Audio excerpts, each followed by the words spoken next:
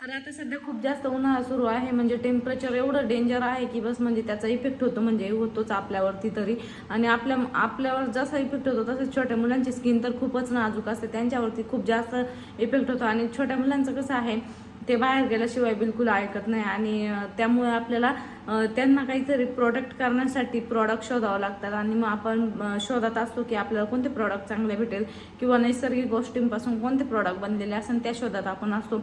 आणि उन्हाळ्याचा इफेक्ट आपल्या मुलांवर होऊ नये, आपल्या मुलांच्या स्किनवरती होऊ नये, किंवा आपल्या मुलांना कसं उन्हाने लाल त्वचा होणे, असं काही काही वेगवेगळ्याचे. तर उन्हामुळे आपल्या मुलांना कोणतेही हानी पोहोचू नये त्यासाठी आपण वेगळे प्रोडक्ट यूज करायला पाहिजे.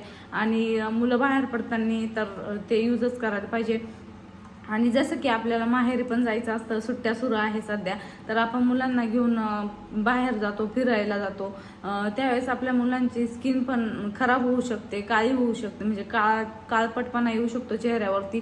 तर हे सगळं टाळण्यासाठी आपल्याला एक असं प्रॉडक्ट घेऊन आलेले आहे मी, की ते तुम्ही यूज करू शकता आणि त्याचा आपल्यासाठी बेनिफिट्स पण आहे, म्हणजे आपल्या मुलांसाठी. तर त्यामुळे म्हटलं चला आज तुमच्याबरोबर शेअर करावा, जे की मी माझ्या मुलांसाठी यूज करते, माझ्या दोन्ही मुलांसाठी मी ते यूज करत असते. तर तेच आज प्रॉडक्ट मी तुमच्याबरोबर शेअर करणार आहे. ते प्रॉडक्ट असं आहे Mamaearth baby rich moisturising ultra light sunscreen with calendula and zinc oxide. तर तुम्ही इथे बघू शकता, हे ते प्रॉडक्ट आहे, वॉटर रेसिस्टंट आहे, सर्टिफाईड टॉक्सिन फ्री आहे आणि SPF 50 आहे.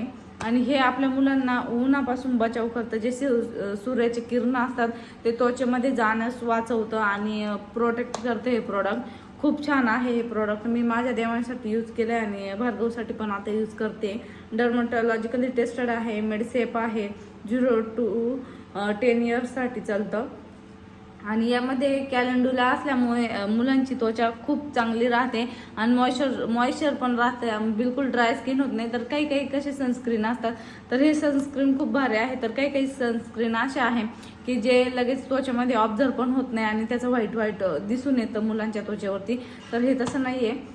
हे वॉटर रेसिस्टंट असल्यामुळे मुलांच्या त्वचेत लवकर ऑब्झर्व होतं आणि याचा स्मेल पण बिलकुल इरिटेट नाही, म्हणजे स्मेल एकदम थोडासा आहे आणि चांगला आहे तो स्मेल. तर खूप छान असं हे प्रॉडक्ट आहे. जर तुम्हाला घ्यायचं असेल तर याची लिंक मी डिस्क्रिप्शनमध्ये देणार आहे. त्याचबरोबर तुमच्याबरोबर अजून एक प्रॉडक्ट शेअर करायचं आहे, ते म्हणजे Mamaearth milky soft bathing bar for babies with oats milk calendula milk and gentle formula आहे, सर्टिफाईड टॉक्सिन फ्री आहे. तर इथे तुम्ही बघू शकता, हा तो बार आहे, बाथिंग बार आहे हा. तर खूप छान आहे. हे देखील डर्मॅटॉलॉजिकली टेस्टेड आहे, मेडसेफ आहे, pH बॅलन्स संतुलन राखतं मुलांच्या त्वचेचं, 0+ इयर्ससाठी आहे हे. तर यामध्ये खूप सारे इन्ग्रेडियंट्स ॲड केलेले असल्यामुळे आपल्या मुलांना कोणतीही हानी पोहोचत नाही. आणि ज्यावेळेस आपण मुलांच्या त्वचेवरती हा बार यूज करतो, सोप यूज करतो, त्यावेळेस मुलांना कोणतीही इरिटेशन होत नाही किंवा मग त्याचा स्मेल उग्र नाही आहे. तर स्मेल पण खूप छान आहे, त्यामुळे आणि हे जे प्रॉडक्ट आहे मामाअर्थचे सगळे प्रॉडक्ट, हे मामाअर्थ मिल्की सॉफ्ट बाथिंग बार, त्याचबरोबर हे rich moisturising ultra light sunscreen, हे दोन्हीही प्रॉडक्ट मामाअर्थचे नैसर्गिक गोष्टींपासून बनलेलं आहे, त्यामुळे आपल्या मुलांना कोणतीही हानी पोहोचत नाही. तर सनस्क्रीनने आपल्या मुलांची त्वचा प्रोटेक्शन होतं आणि हे बारने आपल्या मुलांची जी त्वचा आहे ती मॉइश्चर टिकून ठेवण्यास खूप जास्त मदत करतं. याने आपल्या मुलांच्या त्वचेवरती कोणतेही साईड इफेक्ट होत नाही. खूप छान असे प्रॉडक्ट आहे. मी आधी यूज करून बघितले 4-5 दिवस, मग तुमच्याबरोबर शेअर केलेला आहे. तर खूप छान असा इफेक्ट आहे ह्या दोन्हीही प्रॉडक्टचा. जर तुम्हाला घ्यायचे असेल तर लिंक मी डिस्क्रिप्शनमध्ये देणार आहे. त्याचबरोबर तुम्हाला एक गोष्ट सांगायची झाली तर मामाअर्थ ते प्लॅस्टिक पॉझिटिव्ह आहे. ते प्लॅस्टिक पॉझिटिव्ह असल्यामुळे ते खूप जास्त जितकं प्लॅस्टिक यूज करतात तितकं रिसायकल देखील करतात. आणि महत्त्वाची गोष्ट म्हणजे हे मामाअर्थ हे इंडियन ब्रँड आहे. इंडियन ब्रँड असल्यामुळे आपल्याला कोणतीच घाबरायची गोष्ट नाही. आणि मामाअर्थ हे नैसर्गिक गोष्टींपासून सगळे प्रॉडक्ट बनवतात. त्याचबरोबर मामाअर्थच्या लिंकवरून, जर ऑफिशियल लिंकवरून जर तुम्ही खरेदी केले मामाअर्थचे प्रॉडक्ट, तर तुम्हाला 20% ऑफ मिळणार आहे. ज्यावेळेस तुम्ही माझा कोड यूज करशाल, मॉमदेव 2024 हा कोड जर तुम्ही यूज केला तर तुम्हाला 20% ऑफ मिळणार आहे. आणि त्याचबरोबर ज्यावेळेस तुम्ही मामाअर्थच्या ऑफिशियल लिंकवरून खरेदी करता त्यावेळेस मामाअर्थ एक तुमच्या नावाने झाड लावतं आणि ते तुम्ही ट्रॅक देखील करू शकता. ही खूप चांगली गोष्ट आहे. आणि अजून एक सांगायची गोष्ट झाली, ममाअर्थचे हे प्रोडक्ट ममाअर्थच्या ऑफिशियल लिंकवरती देखील मिळतात आणि ऑफिशियल ॲप देखील आहे ममाअर्थचं, त्यावरती देखील उपलब्ध आहे. आणि तसेच तुमच्या शेजारच्या शॉपमध्ये तिथे देखील तुम्हाला ममाअर्थचे सगळे प्रोडक्ट उपलब्ध आहेत आणि ऑनलाईन देखील तुम्ही परचेस करू शकता. पर्पल, नायका, ॲमेझॉन, फ्लिपकार्ट ह्या ॲपवरती तुम्ही हे प्रोडक्ट खरेदी करू शकता. तसेच लिंक मी डिस्क्रिप्शनमध्ये दिलेली आहे, त्या लिंकवरून देखील तुम्ही खरेदी करू शकता. आणि ममाअर्थचं एक ध्येय आहे की 1 मिलियन झाडे लावायचे, तर जास्तीत जास्त प्रोडक्ट तुम्ही घेऊ शकता ममाअर्थचे. तर जर कुणाला हे प्रोडक्ट आवडलं असेल तर तुम्हाला जर घ्यायचं असेल तर लिंक मी डिस्क्रिप्शनमध्ये दिलेलीच आहे. तर काल देवांशचा बड्डे होता आणि आज आम्ही रिटर्न जळगावला चाललेलो आहे. बरं, तर आता आम्ही रिटर्न चाललोय जळगावला. तर पहाटेच निघलोय, 4ला उठलो. 4ला उठल्यानंतर मग पटपट आवरलं सगळं, बॅग वगैरे गाडीत टाकलं आणि देवांश झोपलेलाच होता, त्याला तसंच सोडून आलो, म्हणजे झोपलेलाच. पण त्याला रात्रीची आयडिया दिली होती की आम्ही उद्या पहाटे जाणार आहे बाबा, का तू थांब म्हणून. आणि त्याला तिथे जास्त करमतं, त्याच्यामुळे एवढं काही वाटत नाही तिथं ठेवायला. पण भार्गव झोपलाय, तुम्ही बघितलं असं. रस्ता एवढा बेकार आहे ना, याच्यामुळेच लय टाइम लागतो जायला यायला.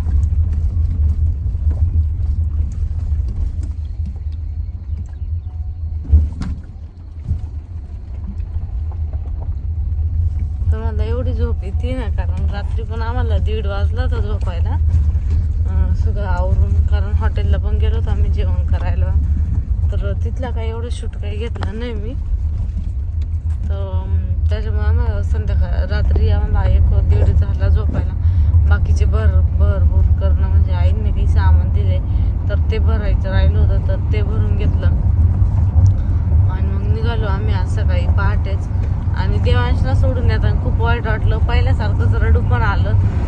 पण ते काही म्हणजे व्हिडिओ काढला नाही, कारण कसं पहाटे नको वाटलं व्हिडिओ शूट वगैरे करणं. तर खूप वाईट वाटलं की देवांशला सोडून येताना, कारण कसं एक जीव असतो आपला म्हणून.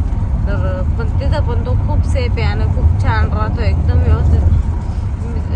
असं म्हणेल का इथल्यापेक्षा तिथं तो खूप छान राहतो, कारण जळगावला उन्हाचं प्रमाण ते सगळं खतरनाक आहे एकदम सगळं. तर तो तिथे एवढं काही व्यवस्थित राहू शकत नाही. तर इथे एकदम आई बाबा त्याची खूप काळजी घेतात, त्याच्यामुळं आम्हाला त्याच्याबद्दल काही वाईट वाटत नाही की आई बाबा जवळ राहतो. फक्त एक आपलं मन असतं की आई बापाचं, की आपलं बाळ आपल्यापासून दूर आहे, तर तेवढंच फक्त, बाकी काही नाही. तर आता आम्ही चाललोय जळगावला. तर भार्गव झोपला इकडे शीटवर, तर झोपी लावलंय आणि निघालो आता पेट्रोल पंप थांबतोय असं.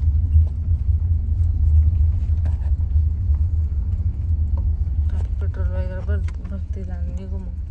खूप झोप येते मला पण. 6 वाजले का आता, 6:12 झाले आणि घरून आम्ही 4:50 निघालेलो होतो. तर आता आम्ही 7:17 ना घाटामध्ये, अजिंठा घाटाच नाव तर अजिंठा घाटामध्ये आहे आणि आता चाललोय जळगावकडे. तर आज तरी थोडे जास्त गाड्या आहे, पण मागच्या वेळेस एवढं काहीच नव्हतं, सगळं रिकामं होतं. यावेळेस आहे जरा भारी वाटतं घाटातून. आता तुम्हाला पावसाळ्यात पण दाखवू एकदा आम्ही घाट कसा वाटतो. म्हणजे आम्हीच पहिला टाइम जाऊ पावसाळ्यात या घाटातून, कारण आम्ही पहिल्यांदाच येतोय इकडं. जळगावला आल्यापासून आहे ना अजिंठा घाटातून यायला भेटतंय. नाही तर संभाजीनगरला राहायचो, पण आम्ही अजिंठाला कधी आलेलो नव्हतो. तर हे आमचा फर्स्ट टाइम आहे जळगावला आल्यापासून येतो आम्ही इकडे घाटाकडे, कारण प्रवासच घाटातून करायचा आहे, अजिंठा घाटातून. तर मला कमेंट पण येतात, ताई तुम्ही पौरमधून जाता का? हा, आम्ही पौरमधून पण जातो है ना. पौर लागतं ना आपल्याला, पौर अजून नेरी असं काही गावं लागतात. तर तिथूनच आम्ही जात असतो, म्हणजे अजिंठा घाटातून जातो, म्हणजे ते गावं लागणारच, म्हणजे जे तिथं राहतं त्यांना माहिती असणार आहे. तर आलं आता अजिंठा घाट समाप्त झालेला आहे आमचा. तिकडे बघू शकता तुम्ही, इकडे लेणी आहे, अजिंठा लेणी. एक दिवस जाणार आहे बघायला, टाइम नाही भेटत आम्हाला खरं म्हणलं तर. असं मस्त वातावरण तिकडं. आणि आमचे मिस्टर चालवत आहे गाडी. आणि इकडं आमचं भागबाई केव्हाची झोपली आहे. जसं आम्ही घरून निघलो तसं झोपलाय हा. आम्ही सकाळी जेव्हा निघलो ना तेव्हा भार्गव उठला होता. मग गाडीत बसल्या बसल्या लगेच त्याने झोपून घेतलं. आणि मग मी त्याला इकडे शीटवर टाकलेलं आहे. तर मस्त झोपतो तो शीटवर. पण सकाळचा प्रवास असला ना पहाटेचा तर तो शीटावर झोपून जातो. आणि जर असं दुपारी वगैरे असला मग नाही झोपत शीटवर, मग झोळी लागते त्याला. तरी त्या झोळी पण आम्ही अशी बांधूनच ठेवलेली आहे, कारण प्रवास करावा लागतो लांबचा. तर मग संभाजीनगरला जायचं असलं त्याला मस्त झोळीत वगैरे टाकत असते तर तो छान झोपतो.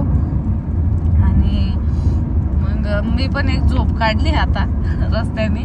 तर जास्त काही झोपत नाही, कारण मिस्टर गाडी चालवत असतात तर असं का दोघंच असतो. आणि पहाटेचा प्रवास असल्यामुळे मग कधी कधी भीती पण वाटते की आपण झोपलो तर यांना पण झोप जर आली तर काय करायचं, म्हणजे आपल्या मनाची भीती असते ती. तर त्याच्यामुळं जास्त नाही काही झोपत मी पण. आजकाल रात्री कसं आम्ही जास्त उशिरा झोपल्यामुळं मला आज थोडीशी झोप आल्याने झालं होतं, तर थोडंसं झोपले होते. मग त्याच्यानंतर गेली झोप सगळी. म्हणजे मध्ये थांबलो होतो आम्ही थोडा वेळ 5-10 मिनिटासाठी. तर मग नंतर झोप वगैरे गेली आणि आता व्यवस्थित चालू आहे आमचा प्रवास. तर आताच अजिंठा घाट संपला. इथून पुढं काही टाइम नाही लागत, कारण इथून पुढचा रस्ता जरा चांगला आहे. आणि या अजिंठाच्या मागचा सगळा रस्ता सिल्लोड फुलंब्री वगैरे तिकडे रस्ता एवढा चांगला नाही आहे. म्हणजे मध्येच पट्टे काही रस्ता चांगला आहे, काही रस्ता खराब आहे. त्यामुळे थोडा उशिराच होऊन जातो. गाडीचा स्पीड खूप जास्त कमी होऊन जातो तिथे, असं जाताने पण आणि येताने पण. त्यामुळे थोडा उशीर होतो जायला. नाही तर रस्ता चांगला असताना आम्ही इतक्यात गेलो असतो संभाजीनगरला. मग देवांशला भेटायला आम्ही 2-2 आठवड्याला पळालो असतो.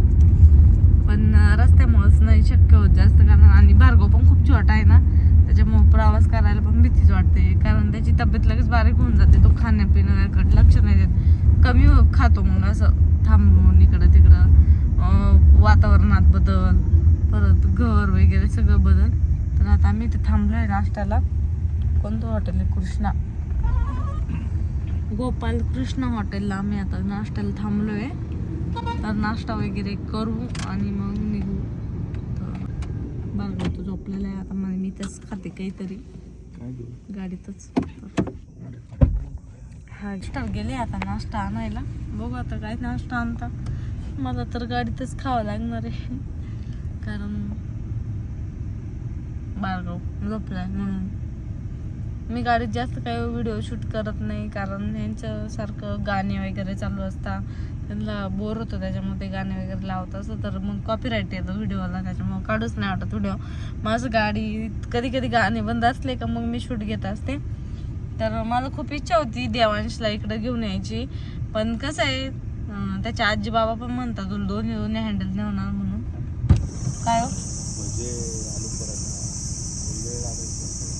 नको बाबा, चला मग पुढं थांबू. तर इथे ना नाश्त्याला थोडा वेळ लागणार आहे, त्याच्यामुळे म्हटलं नको, कारण आता वाजलेले 7:30. अजून आम्हाला खूप प्रवास करायचा आहे पुढं. यांची ड्युटी आहे 9 वाजता. 9 वाजता यांना तिथे ड्युटीला हजर व्हायचं आहे. त्यामुळे मग टाइमपास करणार मजा नाही. आता बघू पुढं जाऊन हॉटेलला एखाद्या थांबू. तर आम्ही काय म्हणत होते, मी देवांशाला आणू पण शकते इकडे, पण आईबाबाचं म्हणणं आहे का तू दोन्ही हँडल होणार नाही, कारण यांची ड्युटीच अशी आहे की कधी कधी घरी पण येत नाही. नाईट असते, कधी डे असतो.